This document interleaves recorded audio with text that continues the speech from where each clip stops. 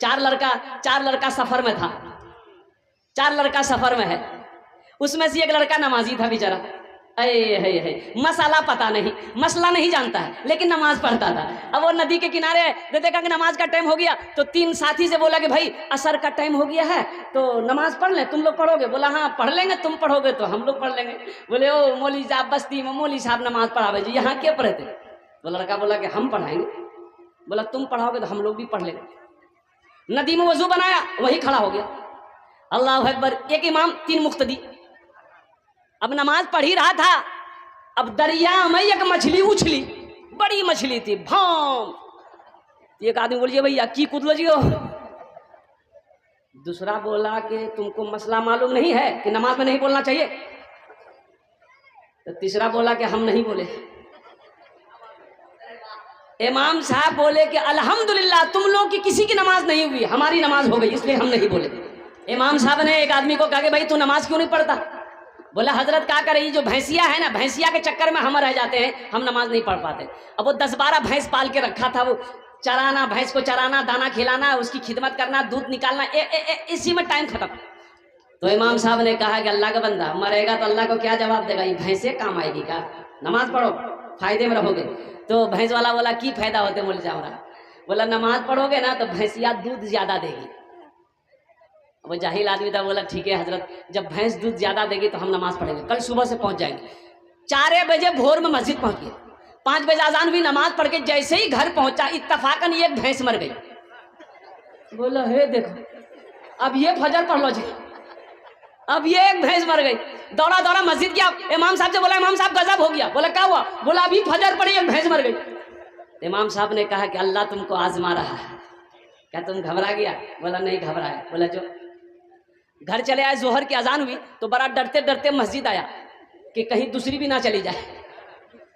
नमाज पढ़ के जैसे ही गया इत्तफाकन दूसरी भैंस भी मर गई। बोला हम समझ गए 5 वक्त की नमाज है, 5 चली जाएगी।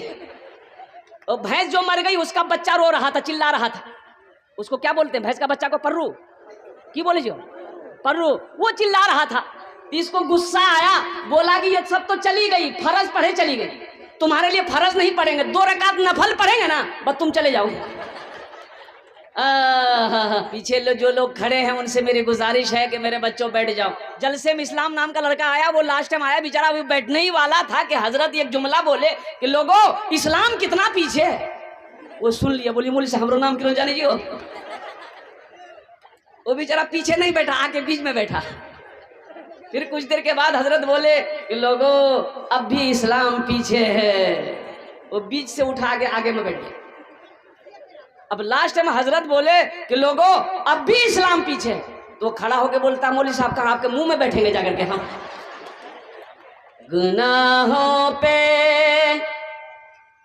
हूँ शर्मिंदा इलाही दरगुजर कर दे। याद देखिए बोलता सुभान अल्लाह। अच्छा इसको पते नहीं कहाँ सुभान अल्लाह बोलना है, कहाँ आमीन बोलना है। भाई सर में दर्द है तो टेबलेट ना खाओगे, गर्दने काट के फेंक दोगे। की बोलो है आमीन ना बोलो। गुनाहों पे हूँ शर्मिंदा इलाही दरगुजर कर दे। बड़ा मुजरिम हूँ मैं तेरा इलाही दरगुजर कर दे। खता कोई नहीं छोड़ी कभी सिया नहीं छोड़ा। बस अब करता हूँ मैं तौबा इलाही दरगुजर कर दे। आमीन बोले तो। खिलौना हाथ का अपने बना रखा है शैतान, बना ले अपना तू बंदा इलाही दरगुजर कर दे। बड़ा मुजरिम हूँ मैं तेरा इलाही दरगुजर कर दे। आमीन बोले तो अल्हम्दुलिल्लाह। एक बात याद रखिएगा, ओ मेरा रब जिसके कब्जे में हम सबकी जान है, कुर्बान जाओ उनका जिक्र करना, उनका जिक्र सुनना, ये सआदत मंदी खुश नसीबी की दलील है। नहीं तो मेरे भाइयों, इसी मखना बस्ती में बहुत सारे भाई मेरे घर में सो रहे होंगे, बहुत सारे भाई सो रहे होंगे, तो बीवी कह रही होगी जाना हो जलसा में न जब, बोले चुप रहो, मौलवी साहब की बोलते हमरा पता चले। हजरत क्या बोलेंगे हमको पता है, मौलाना साहब क्या तकरीर करेंगे हमको इल्म है, ये आप खुशनसीब हैं, ना जाने कितने कितने दूर से आप सफर करके जलसे में आए हैं। तो इंशाअल्लाह अल्लाह हर कदम कदम पर एक एक नेकी अता फरमाए, हर कदम। अल्लाह किसी की मेहनत को जाय नहीं करता, एक बात ज़हन में रखिएगा, मेहनत अल्लाह किसी की मेहनत को जाय नहीं करता है, और नेकी कभी जाय नहीं होती है, नेकी कभी जाय नहीं होती है। वो मेरा रब जो खिलाता है, वो मेरा रब जो पानी पिलाता है, वो मेरा रब जो मीठी नींद सुलाता है, वो मेरा रब जो सुला कर फिर उठाता है, वो मेरा अल्लाह है, वो मेरा खुदा है, वो मेरा रब है। हज़रत तकरीर कर रहे थे, इमाम साहब मस्जिद में तकरीर कर रहे थे कि लोगों मेरा अल्लाह वो है, मेरा अल्लाह वो है जो खिलाता है, जो नहीं खाता अल्लाह उसको भी खिलाता है। एक आदमी बोला कि क्या ना खिलाते, जब हम नहीं खाएंगे कैसे खिलाएंगे? बोला खिलाएगा, वो मेरा अल्लाह खिलाएगा। बोला हम आज से स्टार्ट करेंगे, देखते अल्लाह कैसे खिलाते हैं। घर आया, खाना बंद कर दिया, भाई 2 टाइम खाना छोड़ दिया, माँ परेशान हो गई, माँ तो माँ होती है ना, माँ तो माँ होती है, माँ परेशान हो गई, माँ खाना ले लेके पीछे दौड़ रही है, मेरे लाल खाना खा ले कमजोर हो जाएगा, लेकिन बेटा जिद था कि अम्मा मैं खाना नहीं खाऊंगा। वो मौलाना साहब इमाम साहब बोले हैं कि जो नहीं खाता अल्लाह उसको खिलाता है, हम नहीं खाएंगे, देखा अल्लाह हमको कैसे खिलाते। माँ परेशान रही ना, ये नौजवान सोचा कि घर में रहेंगे ना माँ परेशान करेगी, घर छोड़ के पास में जंगल था, जंगल में चला गया, बोला जंगल में रहेंगे माँ डिस्टर्ब नहीं करेगी। जंगल में गया तो माँ पीछे पीछे थाल में खाना सजा कर लेके जंगल चली गई, मेरे कलेजे के टुकड़ा खाना खा ले बेटा, मेरे लाल खाना खा ले, लेकिन बेटा बोला खाना नहीं खा रख दे, तो माँ खाना रख के चली आएगी, भूख लगेगी खा लेगा। ये नौजवान सोचा खाने के पास रहेंगे ना तो तब ये चाहेगी खाने का, तो खाने से हट के कुछ दूर वो उधर चला गया, सो गया। कुछ डाकू लोग डकैती का मशवरा करने के लिए उसी जंगल में आते थे। अब वो 10-12 डाकू आ गए तो देखा कि बेहतरीन खाना है, खाना जंगल में कौन रखा। एक डाकू खाना चाहा तो डाकुओं का सरदार ने कहा कि हरगिज इस खाने में हाथ मत लगाना, हो ना हो किसी की साजिश हो हम लोग को जान से मारने। ये खाना यहाँ है, पता करो, कोई आदमी जरूर होगा।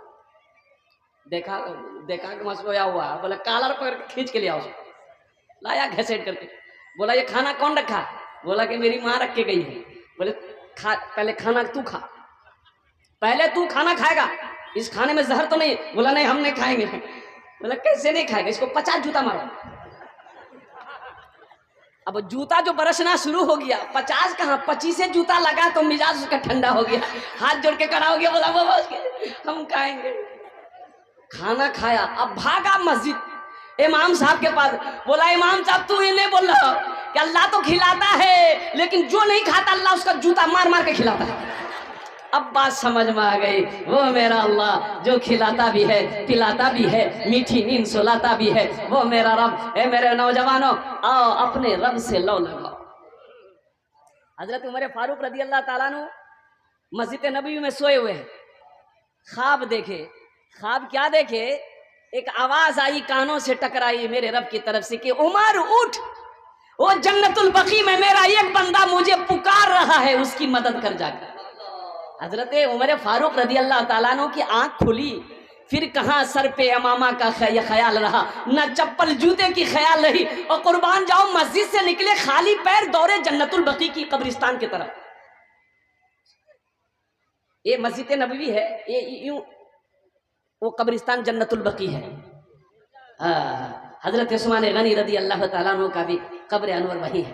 हजरत फातिमा ज़हरा रदी अल्लाह ताला अन्हा का भी कब्र अनवर वही है। जन्नतुल बकी कब्रिस्तान में हजरत फारूक आजम रदी अल्लाह ताला अन्हु जब दौड़ रहे थे ना, तो वो जानते वो कौन? वो बूढ़ा आदमी था। वो कौन था जिसके लिए अल्लाह ने उमर को दौड़ाया? वो जानते कौन है? वो गाने वाला था, वो गाना गाता था, लोग उसे खिलाता था, लेकिन बूढ़ा हो गया, आवाज खत्म हो गई, आवाज दब गई, तब कोई खिलाने वाला नहीं था। दाएं देखा, बाएं देखा, आगे देखा, पीछे देखा, कोई सहारा देने वाला नहीं था। तो अर्श की तरफ निगाह को उठाया कि मौला तेरे सिवा कोई नहीं, तेरे सिवा कोई नहीं। तो वो बूढ़ा देखा ना, उमर आ रहा है दौड़ा हुआ, तो बूढ़ा भागने लगा कि खैरियत नहीं है। तो हजरत उमर फारूक ने फरमाया कि अरे रुको रुको, मैं अपनी मर्जी से नहीं आया हूं, मुझे भेजा गया है। वो बूढ़ा रुका, वो किसने भेजा? तो हजरत उमर फारूक रदी अल्लाह ताला ने जवाब दिया कि जिसको तुम याद कर रहे थे उसी ने मुझे भेजा है। जिसको तुम याद कर रहे थे उसी ने मुझे भेजा है। वो बूढ़ा वहीं पर बैठा सारो खतर रोने लगा, कहा कि मौला आज तक तेरी नाफरमानी करता रहा, कभी तुझे पुकारा नहीं, आज अगर पुकारा तो सिर्फ अपनी पेट के लिए पुकारा, और तुमने उमर जैसा खलीफतुल मुस्लिमीन को खाली कदम मेरी मदद के लिए भेज दिया। एक चीख मारी, वहीं इंतकाल कर गया। हजरत उमर फारूक रदी अल्लाह ताला अन्हु ने, कुर्बान जाइए, आपने खुद उस बूढ़े की जनाजा की नमाज पढ़ाई। मेरे नौजवानों, अल्लाह बड़ा प्यार करता है अपने बंदों से, अल्लाह बड़ी मोहब्बत करता है अपने बंदों से। तो बंदों की जिम्मेदारी ये फर्ज है कि वो भी अपने रब का शुक्र अदा करे, अपने रब से मोहब्बत करे, अपने अल्लाह से मोहब्बत करे, और जो भी मांगना है अपने अल्लाह से मांगो। ओ मेरा अल्लाह के सिवा कोई देने वाला नहीं। इंशाल्लाह अल्लाह से लौ लगाओगे मेरे बच्चों, भाई लौ लगाओगे इंशाल्लाह।